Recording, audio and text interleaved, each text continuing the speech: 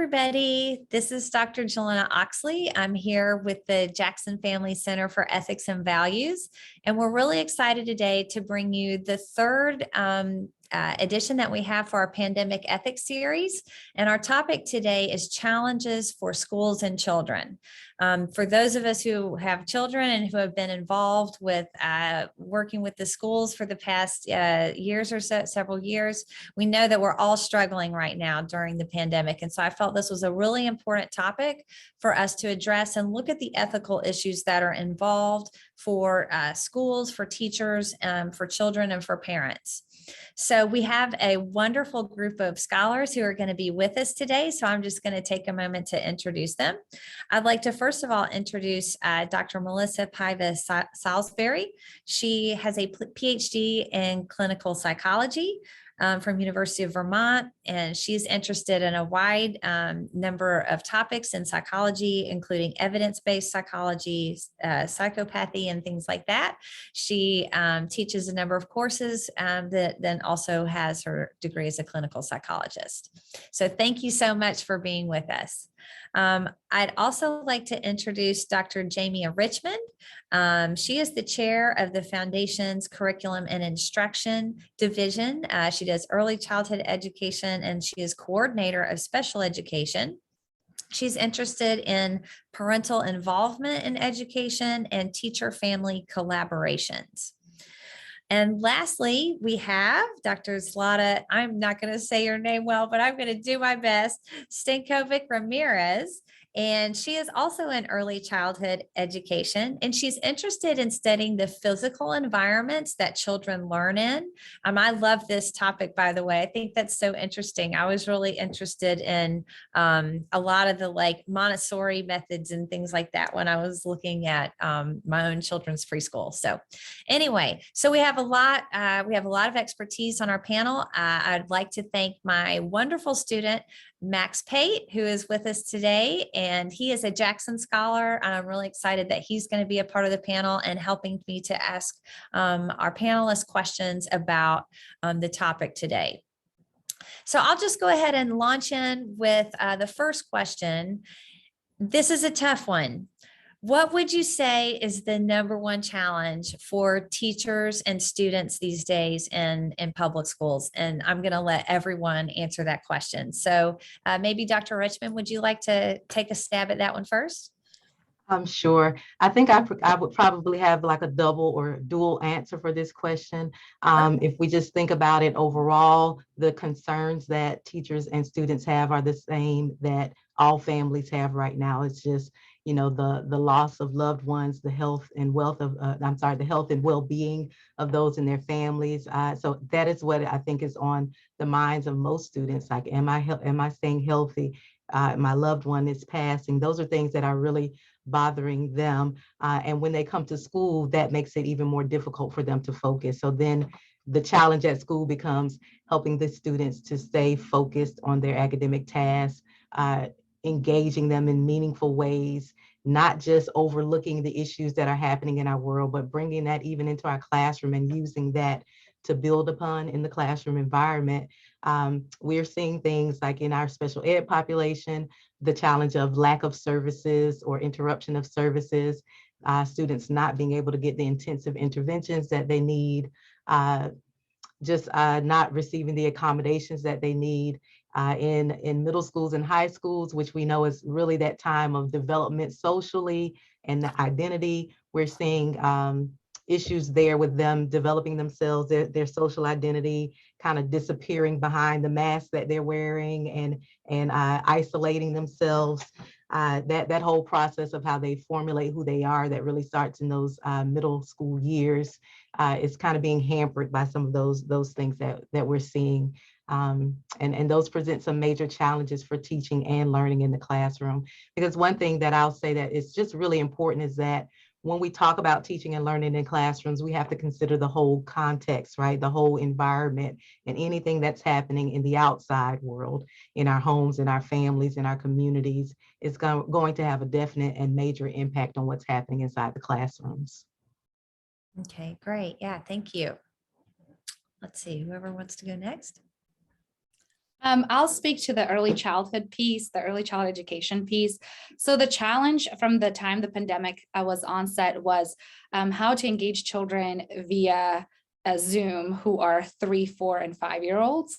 Also in public schools, some of the challenges were they had a certain amount of hours that they had to meet, like 7 hours, which we know it's not developmentally appropriate for children to be on devices for 7 hours. So, there was this conflicting message of it's not appropriate to have children be on, on Zoom or on devices for more than an hour, but now we're expecting them to do school via Zoom for 7 hours. So I think the challenge was just like loss of that pre-K year, the kindergarten year. Children learn through play and children learn hands-on. And so I think it was a definite challenge for, I have a child who was pre-K when the pandemic happened. He also was in kinder during the pandemic and now first grade. So I can speak this as a mom and as an academic. And I think the challenge is that loss of social connections. These children are starved for being around each other. And then when they get to be around each other, children like to be close to each other. So keeping them 6 feet apart. One of my closest friends teaches third, fourth, and fifth grade, a combined class. And she said, there's no way I can socially distance them, even with the lower numbers. They want to be near each other and have that interaction. So I think the pandemic is really ruining the social experiences that children need that are 0 to 8. So from the early childhood perspective, it's been a challenge for teachers and students because teachers are also masked. So they're not learning those social interactions that are so needed in those early years. And the students are unable to enjoy their childhood and their education in a way that they were previous to the pandemic. So I think the challenges exist for both. And I would say the top challenges are just the loss of the socialization. Mhm. All right, very good. Thank you. I would like to echo both Dr. Richmond's and Dr. Stankovich Ramirez's comments. I hope I didn't go okay with your name there.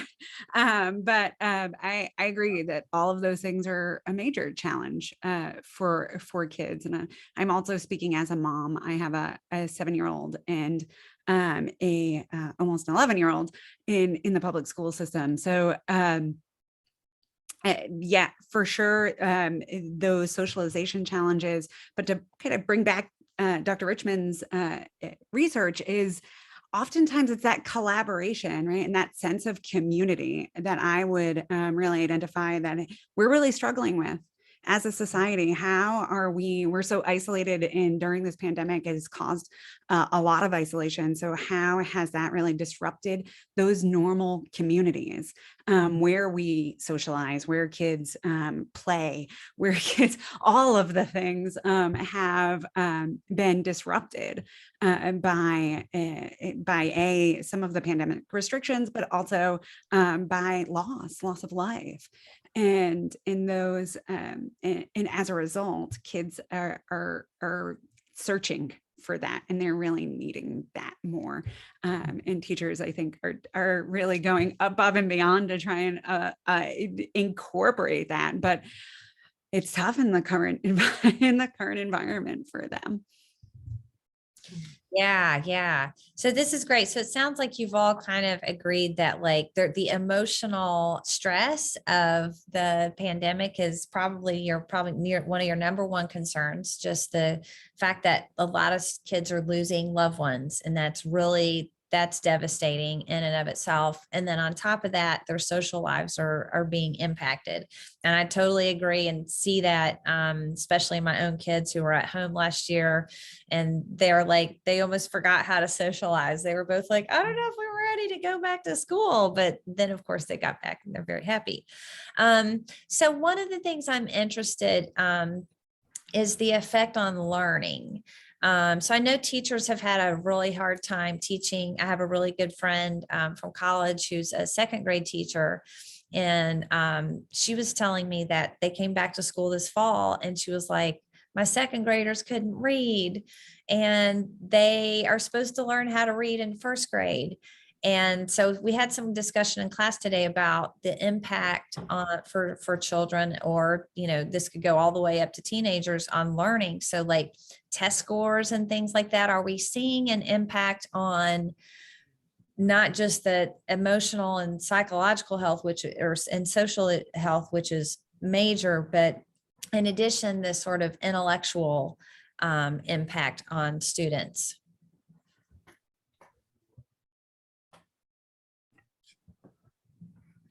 I can speak on behalf of like kinder and first grade.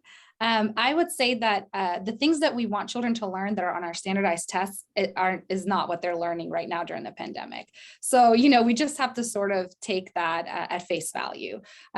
So those reading skills, the writing, the math, it's not that they're not learning, they're just not learning the things that they would typically learn if we were in a typical situation and they were attending school regularly and getting all those interactions. So it's not that there's necessarily a loss of academics, because we know from research that children that have been, for example, in a war, in some other traumatic event where it has derailed their academics, they're able to bounce back. They're very resilient and they're able to make up for that loss. So I'm not really concerned as much as an early childhood educator for 0 to 8 for children that are necessarily, losing some of those academic things that we need them. What I'm more interested in, I think what we should be focusing on more as a society, is what are they learning during this pandemic and what other skills are they gaining that we cannot test for in a standardized testing situation. So, obviously we expect that there's a second grader who goes in and can't read because they were at home during first grade and didn't have that chance. So to me, I think the right question that we need to ask is, what are they learning and how do we account for all the things they are gaining by being in this very unprecedented pandemic traumatic situation? What are they learning and how can we then incorporate some of those strengths and things that they are gaining into reintroducing them back to school and reintroducing them back into what the typical expectations are once we are back on track and out of the pandemic, right? So I think I necessarily, personally, I feel that yes, they might have, lost the ability to recognize all their letters and numbers and words and read, but they're gaining other skills that we need to be more focused on researching and talking about looking into, so that we can then utilize those when we are able to be back in person fully. That's great. Thank you. I agree wholeheartedly with Zlata and what she's saying. One of the things I'm least concerned about is if they're going to be able to, catch up, because the majority of them will. Now, there are some of our students who have the gaps, and those gaps are increasing during the pandemic. But as she stated, if we take more of a model at looking at the strengths and what they're building in this time, we can use that to build on to the content that they do still need. So in other words, we can not approach it as a deficit model type of situation, but look at the strengths they have, and based on what they have been learning and what they do know, what they've acquired during this pandemic, how can we use that to now incorporate or help lay a foundation for the skills that they do need. And those who are, and then furthermore, just how can we, as we think about the academic content that we did not get, let's start thinking now about where can we put that? Where can we make those adjustments so that we get students back on track? I was just reading a research article or a research study today by the NEA and PTA, and they were asking students, they talked to students in middle and high school about how they thought they were doing. And the majority of the students felt like we're doing okay. There were only 16% that felt like they were struggling academically.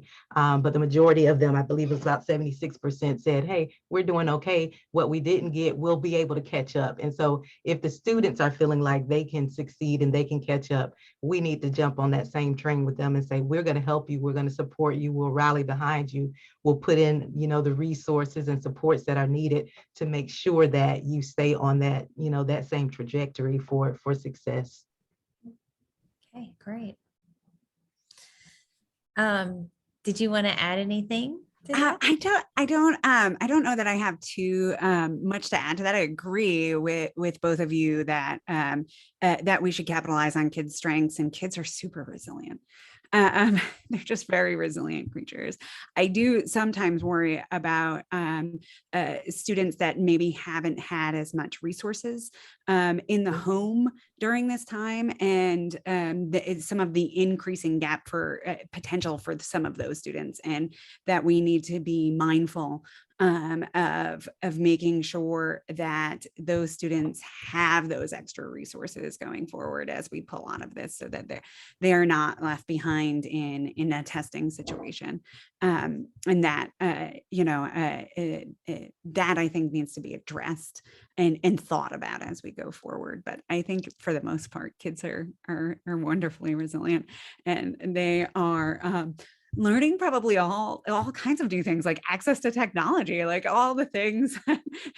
I bet you a lot of kids explain to their parents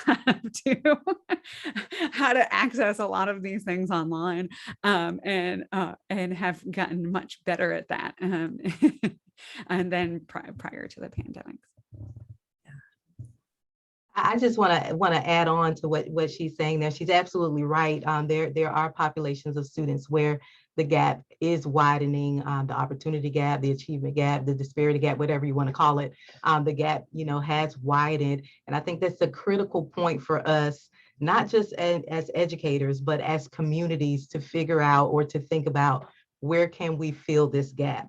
And so there are wonderful organizations, community-based organizations. I think about one that I work closely with, Freedom Readers, that is really stepping up and saying, hey, we know children are struggling with reading. Send them to us. There are community programs that are saying, hey, let's offer these after school or weekend types of activities because we want to work together. This is where collaboration really, comes into play, those partnerships, so that we make sure as a community, we surround our children and make sure that they get caught up so that we can close all of those gaps that exist.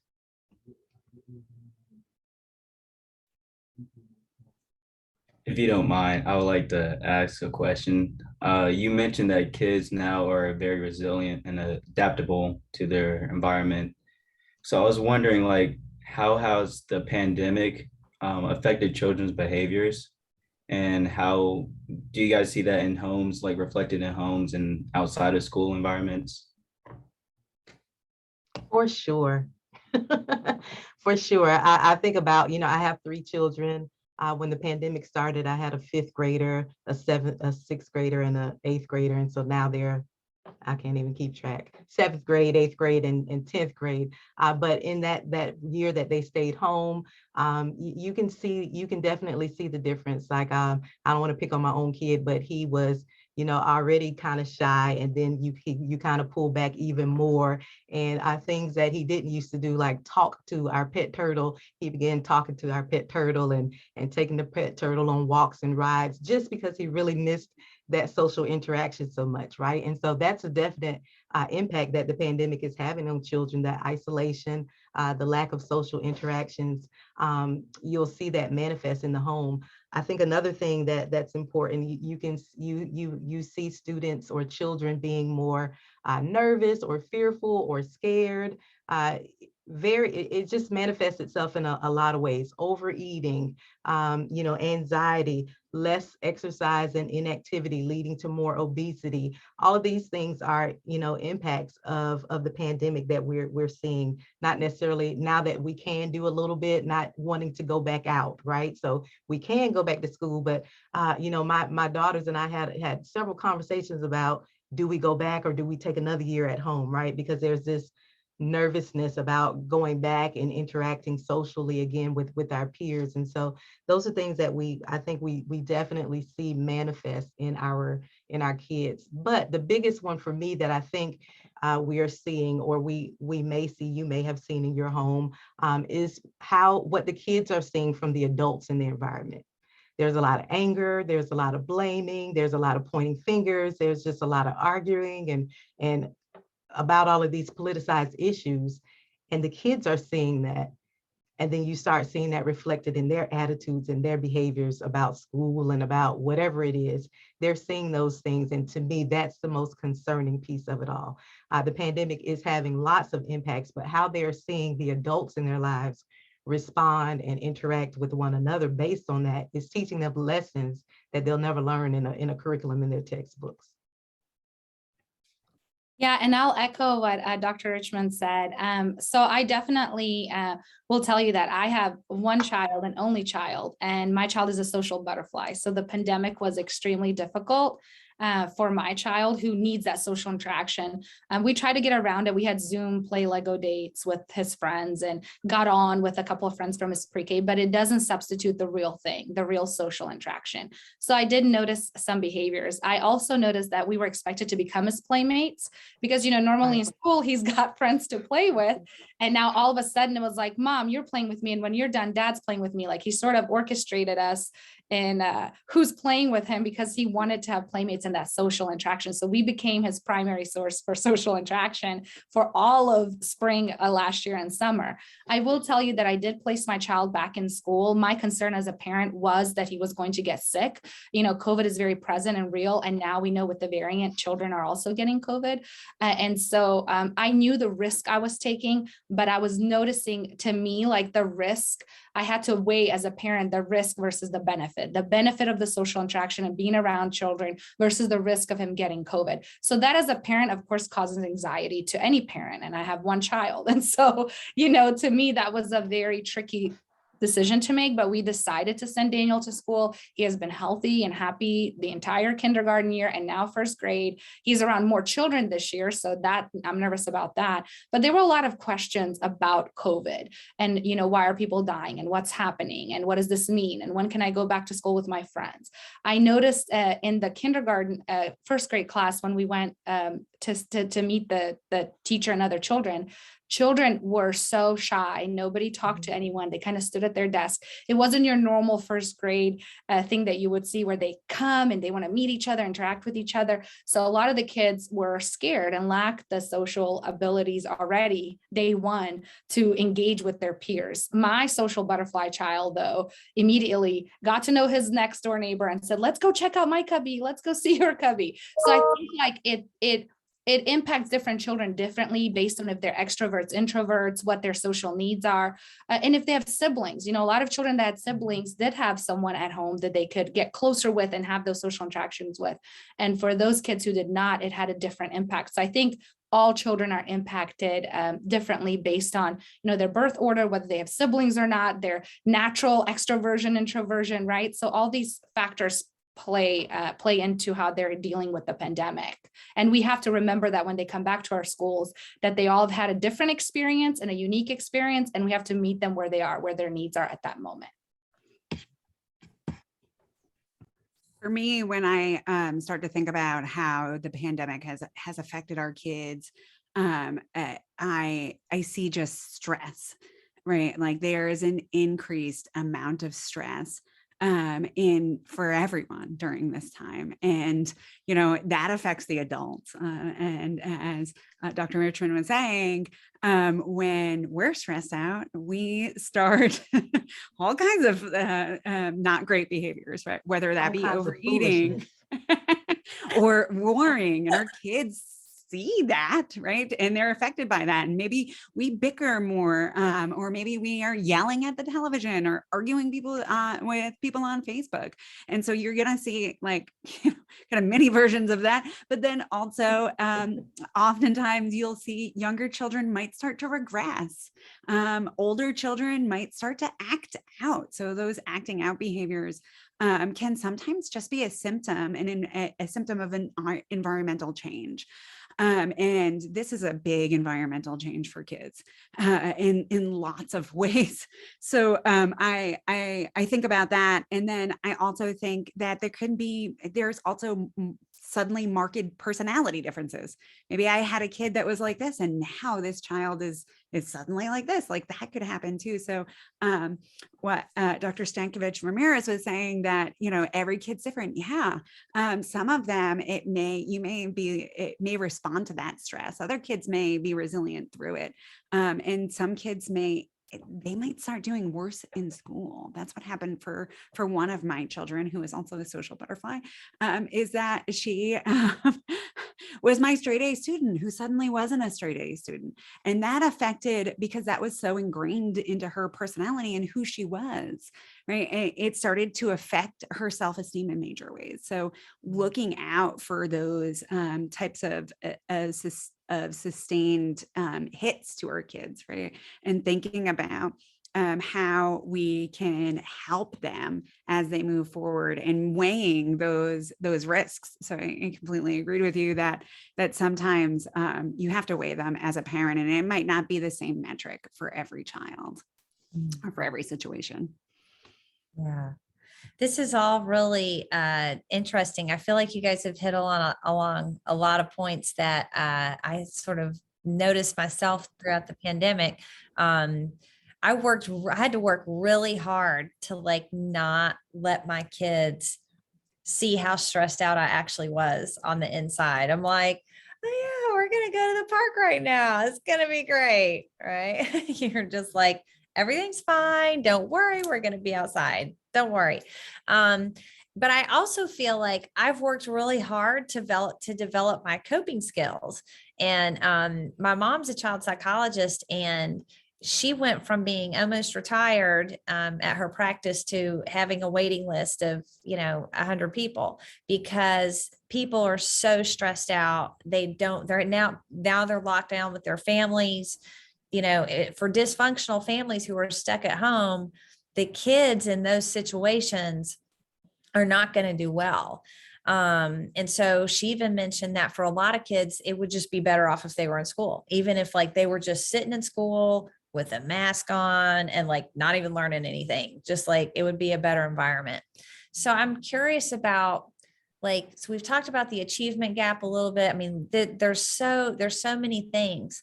And I feel like there are some good skills that kids have learned about resilience, but it seems like there's also some negative things that I've seen anxiety go up in my own kids, stress and anxiety go up. So what does it seem like how can we as a society address, I'm going to use a word that I just learned recently, the concept of collective trauma.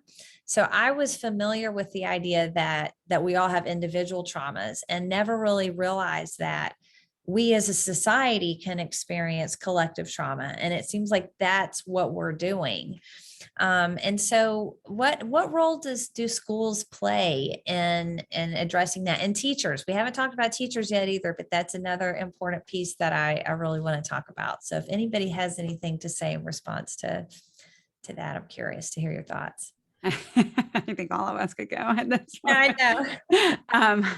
I will say that you hit it on the head there, that a lot of the times what's happening is we're all saying stress, we're all saying the same things because we're all going through this together. And I think sometimes it's an acknowledgement of that, and acknowledging that sometimes it's okay to not be okay. Right. Oftentimes we want to be great and like put on that smile, but sometimes I'm just having a bad day. And kiddos, it's okay to have a bad day. And I'm really honest and open with my children about those harder emotions that sometimes we try to pretend we don't have, but they're present. Right. And so modeling that, it's okay to feel them.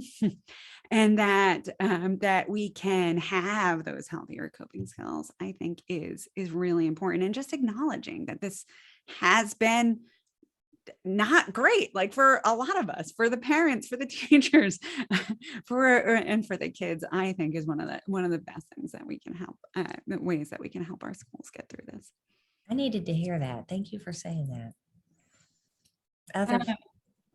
I'll say that I'm leaning into my resources, right? Things that like I may have been really into before the pandemic, that now I'm like, oh, let me bring back conscious discipline and look at some of those breathing exercises that, I profess to all of the teachers that you need to learn how to pretzel and breathe. And I'm like, oh, I need to learn that too. Like I need to go back to those basics so that I can model it for my child and other children. So I would say like I'm leaning really into my conscious discipline. I'm leaning into trauma trauma-informed care, there are a lot of resources that I'm using from NAYC.org, which is the National Association for Education of Young Children. And they have these wonderful resources for teachers and parents on how to do trauma-informed care. So how do we help children that have been in a traumatic event? Well, to echo what Dr. Salisbury said, we are all in a collective traumatic event. So I'm really starting to, from the beginning of the pandemic to now, go back, because I also had that false hope that we were out of the pandemic until the variant showed up. And so I was like, yes, like we did it, we survived. And no, we didn't. False hope. So I had to readjust, but I'm really leaning into those resources that I had prior to the pandemic and might have not been thinking to use. So really looking at some of those breathing exercises, some of those, talking about meditating and yoga, the things that, we need to pause and do to help relieve our stress so that then we can show up better in the classroom for our students as college professors, but also for our children at home. All of our panelists here, we have little ones at home too. So I definitely think, lean into the research that's there and lean into the resources that exist.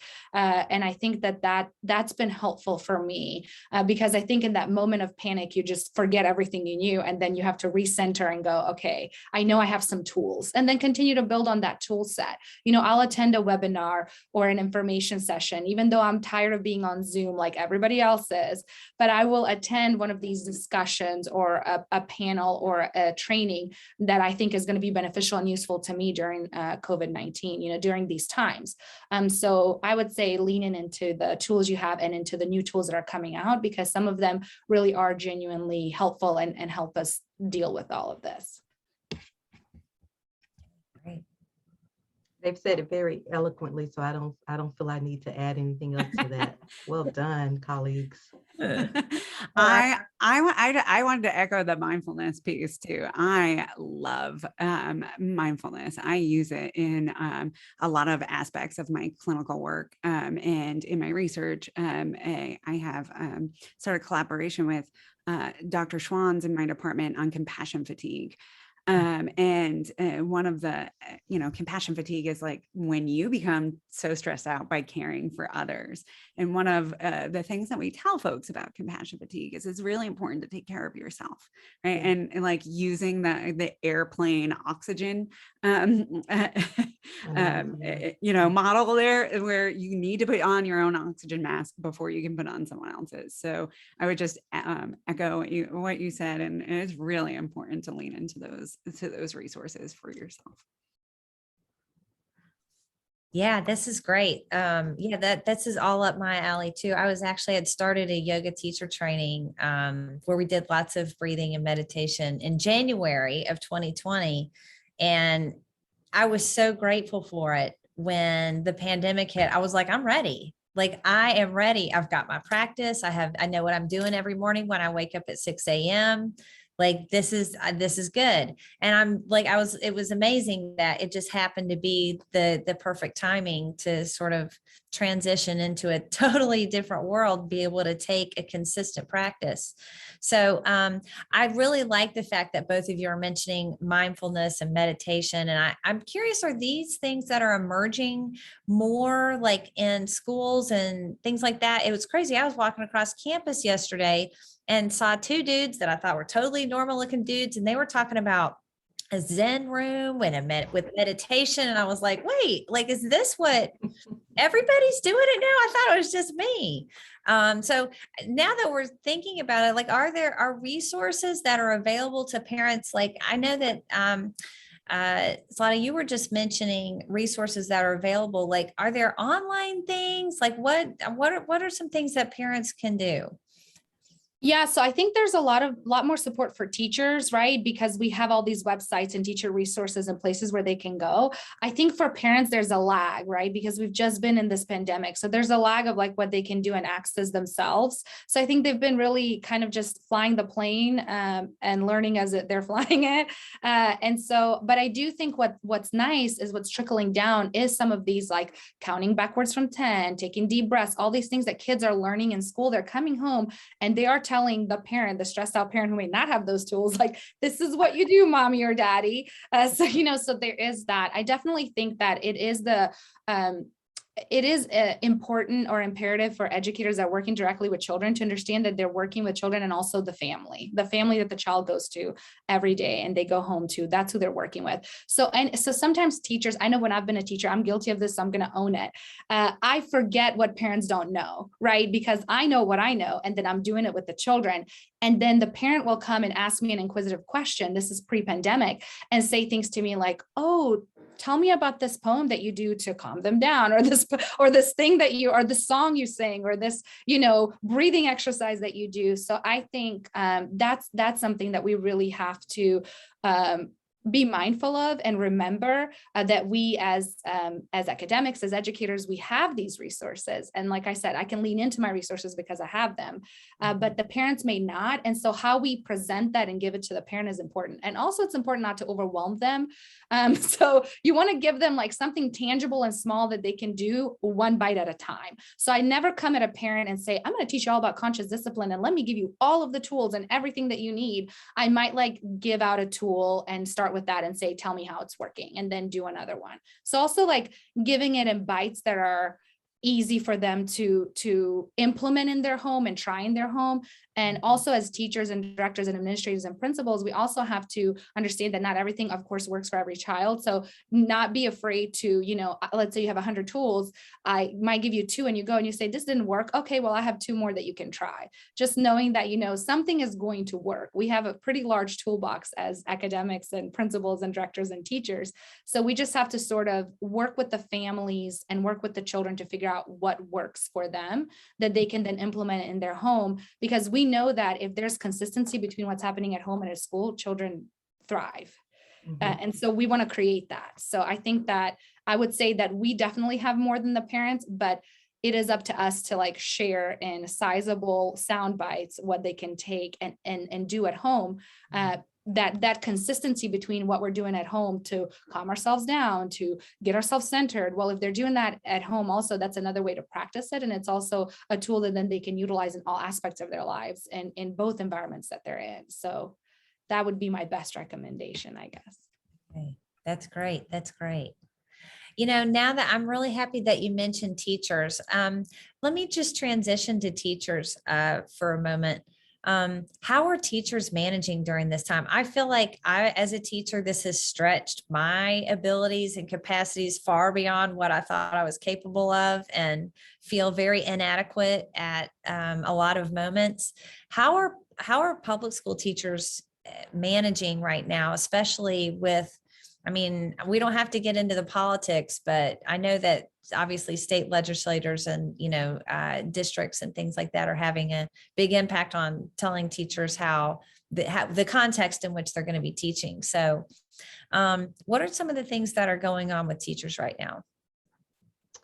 I just think that it's really hard for teachers right now. This whole environment, it's hard. Again, the concern for your health, the health of the students in your class, the health of my family at home. All of these are major concerns for them. Thinking about, are my students still learning? Are they making gains? There are just a multitude of factors at play here that I think that cause teachers, alarm or worry. They're frustrated by sometimes the lack of resources or the lack of a quick response to what they need. They have concerns about families, because families are sometimes in places and positions where they cannot reach out, right? So as Lada was just talking about, having those connections, that relationship with families is so important. If I can't get to you, I can't get to you on phone, the kids aren't at school, it just creates a lot of anxiety, frustration, and worry. And most of all, teachers just love their students. They care about their students. And if they can't put their hands on their students or see their students or interact with their students, that does something to your heart, right? So as an educator, those of us who do this, day to day, if you cannot, I know so many teachers who are just so stressed out trying to teach online, because I can see my students struggling through the screen, but there's nothing I can do about it. That's just really tough to deal with. Yeah. I can. Yeah. I mean, I think teaching is a tough profession at all times. is, And you add a yeah. pandemic to it. I mean, you are just setting fire to already, you know, Right. a job that demands so much of us. I have been in contact and talking to teachers in early childhood settings and in elementary settings. And I will tell you, they are frustrated. They have pandemic fatigue. Mhm. They feel not supported by anyone, or that anyone understands what's really going on with them.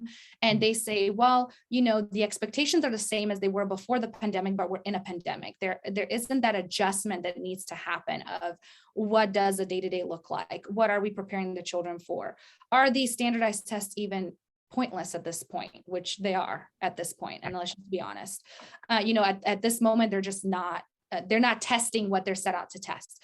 And Right. so, you know, I heard from the field, and I can say this sadly, that the lack of support that they feel is causing a lot of them to burn out and to leave our profession, which is the last thing that we want. You know, we want to retain those good teachers. Part of it is the changing policies from day to day, minute to minute, second to second. It's causing a lot of stress and anxiety, you know, for teachers. So I will say that if I echo truthfully the conversations that I have, like privately with teachers, they are not in a good place, and they need more support and understanding, and they want the administrators and the legislation and the state and the government to really hear them. I don't feel like they have a lack of communication. They've been telling in one way or another that they're burned out and they're stressed out and they need more support and help. So I Yeah. think we all collectively have to listen and figure out what does that look like, and implement some processes and put in some things in place that can truly be of assistance to them and of support to them, so that we can retain these amazing educators who we all know don't work for the paycheck. There isn't much there, and they're all working because they love children, but they can't continue to stretch themselves even thinner than they were already stretched before the pandemic. So I think it's shining a light on some of those issues that were there, like lack of funding, lack of resources, lack of time. Absolutely. You know, my research looked at physical classroom environments, and the three main things that teachers were lacking were budget, space, and time. Well, think about that now in a pandemic. They are lacking that even more so than they were before. And these were all pre-kindergarten teachers that I interviewed during the pandemic. And so all of those issues that we had before, and at least in the early childhood education space in 0 to 8, are now magnified. And then you add on top of that the fact that we don't fund early childhood education, that not all children receive high quality education, that whether you get a high quality education or not when you're young depends on how much money your parents make, which is ludicrous. And we're not following the military model that is in place and shows us exactly how to do high quality education so we could implement it all over the United States. But that's a whole nother piece, right? So we're looking at these children who already were lacking high quality education, and these teachers who are already stretched too thin being stretched even thinner. So we have to like pause, center, and really figure out how to support them in a way that's going to keep them in our profession, because we're losing some phenomenal teachers in our profession right now. And that's just the truth. Yeah. I mean, before the pandemic, we were already having a national educator shortage. Now we are at, you know, crisis level with that because of the burnout. And, you know, I can't go another day doing this job without the support and the resources that, you know, that are needed. You're right. One of the things that I have noticed from kind of the outside looking in, because I'm not a teacher. I mean, I'm a professor, but I'm not a teacher in our public school system with younger children, is that they is that they are very stressed out and they do not feel supported. And so when you ask what we can do, I think as individuals, one of the things that we can do is to show them support and empathy, right? A lot of times that's, to me, some of the antidote that I think about to what is ailing us right now, is that we are bickering and we're at each other's throats. And we need to be showing folks, each other, compassion and empathy and understanding that our teachers are doing the best that they can in a really difficult situation, even if you don't agree with that one teacher's choices, right? That, okay, they're a different person than you, and they may be making different choices for different reasons, and they may be coming at this from a different angle, and it's hard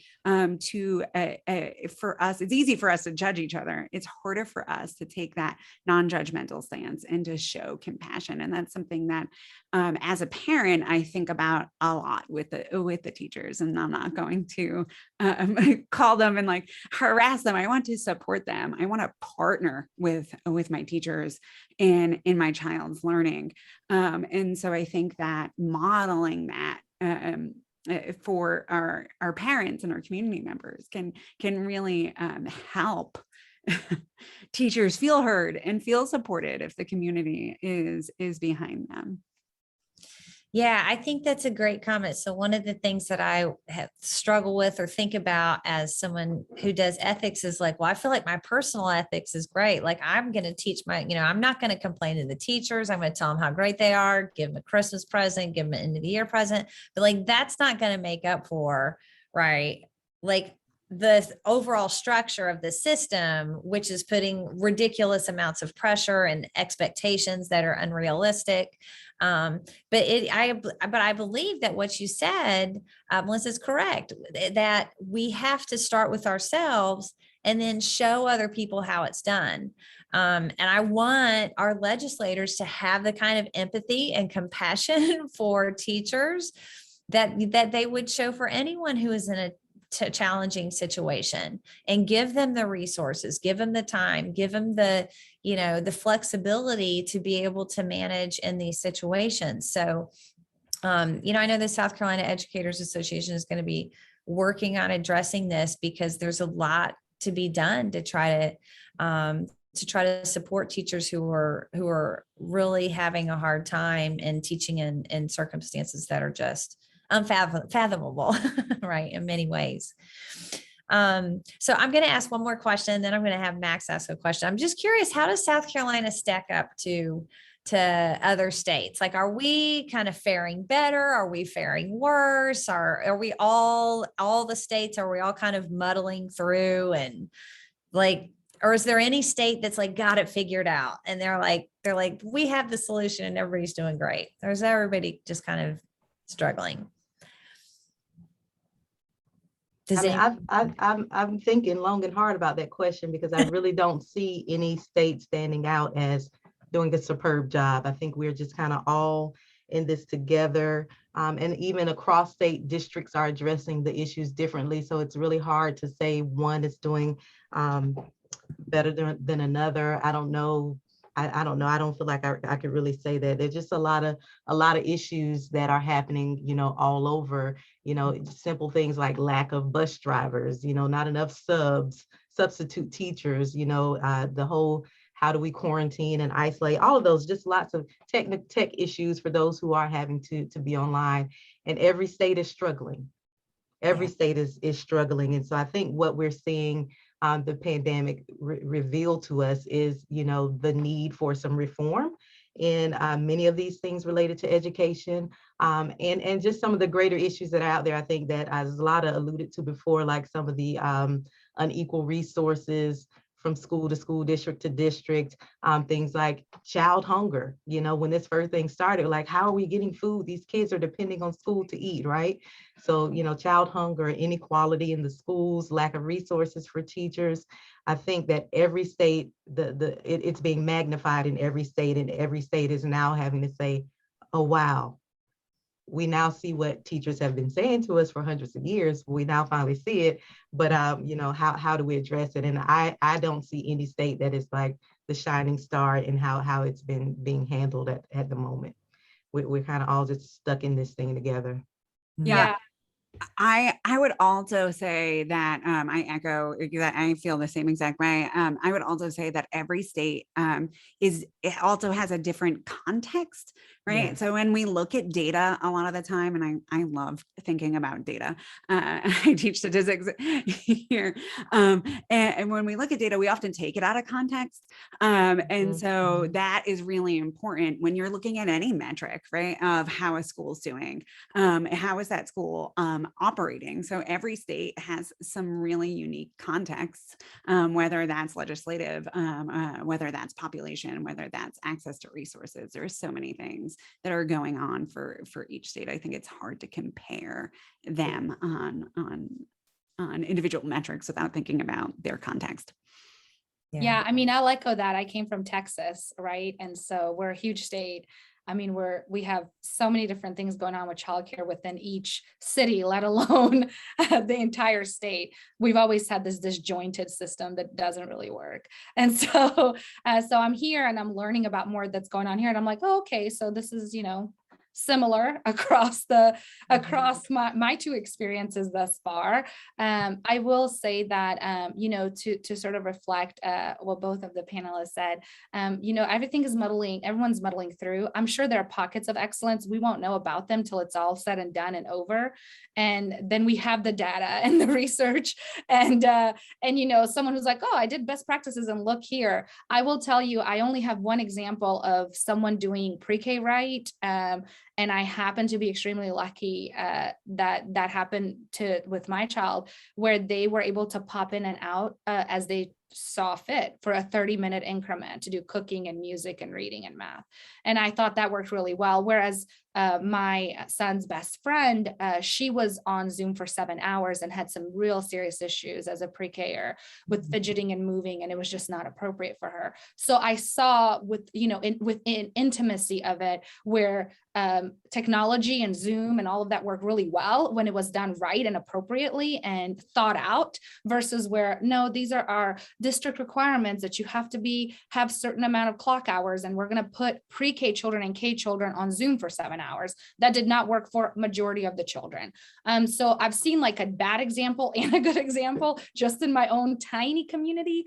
And I will say that we won't know what the best model was, I think, till we're out, until people start saying, oh, we do this or that. Some of this will happen, I believe, in some of those virtual conferences that we're having with our colleagues, where they might give us a great idea and say, oh, I'm doing this. Have you tried it? So I think like there's some opportunity for that. But we're also so busy trying to kind of maintain and just swimming above water that we aren't sharing ideas like we normally would prior to the pandemic. We're just trying to figure out what works, trial and error, throw it up against the wall, see if it sticks and works. And so we're not having those opportunities to really share. So I know that there are pockets that are probably doing it well. And I'm talking about like individual schools. I'm not talking like an entire city or state. I'm just saying, I'm sure there are some schools who are doing things right. But I also know that there are lots of places that aren't able to, because of the state mandates, because of what is needed and required to get federal funding. So they can't operate unless they do what is necessary. And it's a lot of changes too. I mean, we were praising teachers when all the kids went home, and then we were shoving our kids back into the classroom in August, right? So teachers have gotten this like dual message of like, yeah, you're great, we love you, pay you $1 million, what you do is so hard, we're trying to do it ourselves and can do it. And then the general feeling about teachers flipped. You got to go back to the classroom in August, and you got to take these kids. We're, losing our mind and don't know what to do with them. It's been 5 months. Take them. If everybody gets COVID, the kids and the parents and whomever, I'm willing to take the chance. It's like this such a silly, dual message that teachers got, where like you're valuable, but now it's like, well, you're valuable, but you got to take our kids because we can't teach kids from home. I'm not a teacher, So I think like it's that mixed message that teachers got as well. So I think I can't tell you if there is a state that's done it right. I can tell you that there are certain schools and programs that might have fared better and done things better than others, but I think that's hard to sort of unify and say, this is the example and let's all follow it. Because there really is no one example when you think about every community, every school, the different contextual factors that are at play. There is no one right model, but as long as we have state mandates telling us what to do as a whole, we have to follow those mandates, then we won't get it right. We won't get it right. Hear, hear. I agree with that. So I would like to ask another question. I know we touched base on many of the challenges faced in education itself, such as funding, short of staff, and just the lack of support. But I was wondering if there's been like any positive changes that came after COVID and that's been installed currently. So I will say that I've seen some kiddos that have adapted really well to an online environment. And some school districts that have, and again, individual schools maybe, right, that have done a really good job supporting those individual students who maybe didn't thrive in person school for really individual reasons, and now are thriving online. So some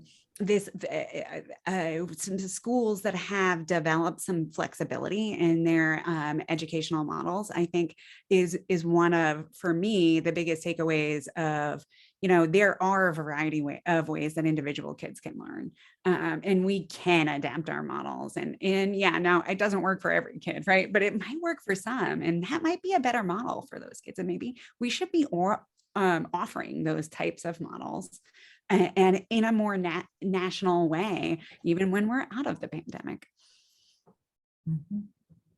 I think we saw a few glimpses of greatness, I'll call them, in things like access to rural areas, right? So we started doing things like rolling out wireless technology on buses, right? Things that we should have been doing all along. We saw things here in South Carolina, like, upping or really making some adjustments to our online platforms so that students can learn in a virtual world. How many years in a row did we have to take time off because of hurricanes and kids were home? So now if that happens, oh, we do have a way, there's a model. It doesn't work for everybody and it's not a long-term solution, but we do have some things in place. So we saw some technological advances, I think, that were useful for us to kind of move forward and keep us in line with other states and other countries in terms of technology and how students are learning, and how they were used. We saw schools do things like, open up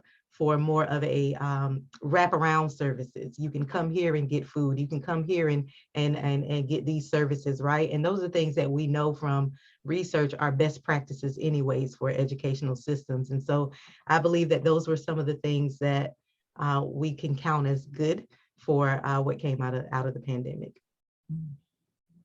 Yeah, I would definitely say what I really the one takeaway that I think I've loved is this access to resources, because so many people had to go online and go on Zoom. So we were able to access some really high quality, for example, read alouds, some great Yes. children's cooking classes, some great, and kids were able to access that anywhere from, if they had a device. Now, I remind you, all kids didn't have the device or didn't have internet. We know that. But for those who did, they were able to access some of these resources because so many people showed their true goodness in their heart and went on and did all these things for free, poured in hours and time just to have that for children. And so, children were able to get on and parents were able to get on and get some of these additional things that we wouldn't have been able to get had the pandemic not happened. So, we are luckily connected by the internet, and we were able to even see each other on Zoom. Think about for those people who weren't, right? And so they were fully isolated. So even though this isn't ideal, we'd rather all be in person, this is a good alternative if we need it. So I definitely would say that, a lot of experts, child experts, and amazing educators and selfless teachers got online and made YouTube channels and made podcasts and videos and how-tos and read alouds. And I mean, because we were all home and together, we were able to access some of those. And I was able to come across, I know that people are sharing on all their social platforms, LinkedIn, Facebook, TikTok, everything, what they were doing with their kids. So it's not all just, pointless fodder in the background. Some of it was really good and interesting and educational. So I definitely think that we were able to sort of see people pour into the world in a very healing and beautiful way, and use their resources and offer their services for free online for us to look at and learn from or use or do. I found like kids with yoga, I found cooking for kids, read a lot for kids, all because all these wonderful professionals who would typically get paid hundreds of dollars to do these things, like in a training session or in person, were just doing it for free online, just so that kids could have access to it. So I think that was a huge positive, I think, from the pandemic. And I'm hoping one that will continue as we pull out of the pandemic, because I think children got a lot out of that and they had those valuable resources when they needed them the most. So Yes. I agree with you there. And I think the other thing it did was it it magnified resources that were maybe already there that we didn't know about, right? So like you mentioned one, Cosmic Kids Yoga, right? Like, I don't know if you'd ever seen that before the pandemic, but it was there for a long time. And I've used it with my kids. It's a lovely yoga, and it's a lovely resource for parents who want to practice mindfulness, right? So having those things available, or like Bob Ross's old videos, speaking of mindfulness, right? Like, here is some great, we have some of those great resources, and maybe that, amplified the importance of those types of things in our mind, and said, hey, we really need this. We really need those self-care moments, and we really need to make the time, not just for us, but for our kids as well, to use these great self-care tools. And they're out there. Mhm. We did kids cosmic yoga too. Discovered that also. It's lovely. It was hilarious. This has been so great. We are pushing up on an hour. I just want to see if there's anything before I close out with a little summary here. Is there anything that anybody wants to add or throw out, or is there that before we close, something that you felt like you wanted to share, but I didn't get the opportunity to ask you about it? I think I just want to say that, we are in the pandemic, we are struggling, but we are okay. We are doing okay. And I want to encourage, parents, teachers, children, whoever, that watches this webinar. Some of the best things that we can do is just simply listen to each other, especially where it comes to our children. Be there in that space with them. Listen to what they're saying. Listen to what they're not saying. Listen before you do all of the talking, right? So listen, because we want to gauge where they are socially, emotionally. That is so important. So just making sure we spend time doing that. Providing structure and routines where needed is so helpful in this time, so that they still feel, something about routines and structures help us feel grounded and secure. And so if we can continue to implement those things, even as the world is changing and the pandemic is changing, it kind of helps keep us grounded and, just rooted into some things. And I think I heard Salata say a couple times about, the screen time. As much as we can, get our kids out, get ourselves out, active, take a walk, do something, try to limit the screen time, because that will just kind of help reduce the stress, free your mind, and just get you out of being kind of stuck in the rut. And so I just wanted to leave those thoughts, in terms of encouragement. And as it relates to our teachers, let's keep talking to legislators. Let's keep talking to school districts about the resources and supports that they need. Our teachers can do so much if they have the resources. There's so many great strategies and things that can be implemented, but they need our voices to really support them in this time. I couldn't have said that better. Yeah. I was going to say, I think she put it perfectly for all of us. She just kind of summarized and synthesized everything that I was going to say. Only thing I'll add is that we are going to get through this. We are going to thrive. Right now we're surviving, but I promise you there's thriving coming up. And so we just have to, really keep that in mind, and remember that for ourselves and for our children and for our teachers, and just for our entire global community that we're a part of. So I think that sometimes we are all asking the question of like, when is it done? When? I'm ready to be out of the pandemic. I'm ready to be out of COVID-19, and we will be, and we'll be stronger as a result, and we will take away some good lessons from it. So, if we can just kind of keep that in mind when those moments come, when they're hard, and when we're having a hard moment of like pandemic fatigue and just tiredness of having to advocate and be compassionate and support and we just have to sort of center ourselves back and say, right now we're surviving, and that's okay, but we will be thriving. 100% we will thrive. Awesome.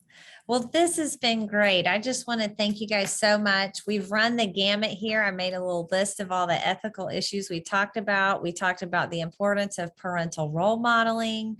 We talked about the nature of the political framework that shapes our educational system, the ethics of that. We've talked about the ethics of teacher support. We've talked about access to services and access to education and disparities. There's so many many ethical issues, but the thing that I really appreciated was just the ethics of self-improvement, and the focus, the obligations that we have to ourselves to be the best person we can. I really appreciate Dr. Richmond emphasizing listening. Anybody who knows me will know that that's probably one of my weakest skills. So I love to talk. So thank you all for participating tonight. And I would just like to say to everyone who is watching tonight, please go and share something that you've learned tonight. The key goal of the Jackson Center is to facilitate conversation, which involves both talking and listening. So please take this conversation as something that you heard here tonight and share it with somebody else. So thank you guys very much. I appreciate you, and we'll see you soon. Could I say one more thing? Yeah, go for it, Max. Yeah, I just want to speak on behalf of all the students. I do appreciate what the teachers have done for us, teachers, professors, faculty. You guys are doing an amazing job. We students appreciate it, and we can't ask anything else out of you. So just keep doing what you're doing and just keep persevering. Aw, thank you. Thank I've you. been noticing I've had so many students saying thank you after class. This never Aw. happened in previous years. I'm like, That's so sweet. I think they appreciate this Yeah. now. I've noticed a lot of my students have been super engaged. as well. Gratitude. I We're am. seeing Oh, gratitude. Yeah, Loving that. you're right. I think you're right. Yeah. All right, y'all. This has been great. Thank you so much. Perfect way to end, Max. Thanks. All right. Have a good night, everybody. Good night. All right. Bye.